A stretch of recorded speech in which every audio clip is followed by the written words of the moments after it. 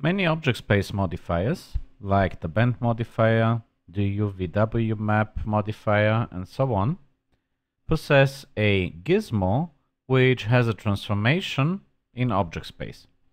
Let's take a look at how the gizmo is being controlled and manipulated in MaxScript. For example, if I would create a box and apply a bend modifier on top, this bend modifier has a gizmo property which has a transform property containing a matrix value which defines how the gizmo is aligned in object space. By default, the bend modifier has the identity matrix as its transformation matrix for the gizmo. If I would like to move the gizmo at, let's say, 20 units along the X local axis of the box, we would assign a matrix tree value with the corresponding row 4 value, and the gizmo would be placed accordingly. Even if the object was rotated along an arbitrary axis, if we would like to move the gizmo to be offset along the local X and Y, it would be moved in local space, and assigning back the identity matrix would align the gizmo exactly as in the beginning. We could assign a rotate X matrix, create a matrix which, for example, is rotated at 90 degrees along the X, and the gizmo would be rotated accordingly.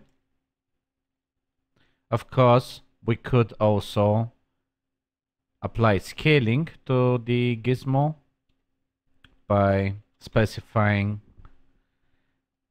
X, Y, and Z axes which are longer than 1.0 or less than 1.0.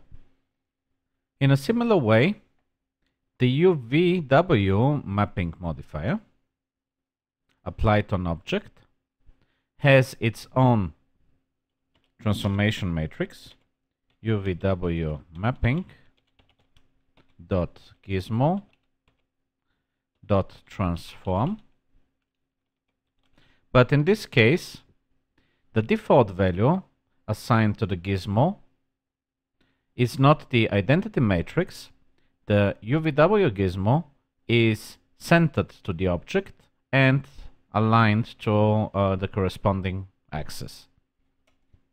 So there is some additional transformation performed on the gizmo inside the modifier by default. If we would like to place the gizmo exactly at the origin of the box, in this case, we could assign to the transformation of our gizmo the identity matrix, the constructor matrix tree, and the parameter of 1.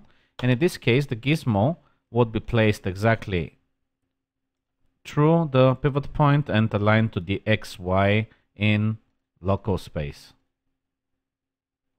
We could move, of course, the gizmo along the local Z axis. For example, if we wanted to be at 10 units away from the origin, we could change the row 4 and the gizmo would be placed exactly there. We can apply a rotation. For example, create a matrix rotate Y matrix with 30 degrees, and our gizmo would pass through the local origin and be rotated along the Y axis at 30 degrees. We could also place our gizmo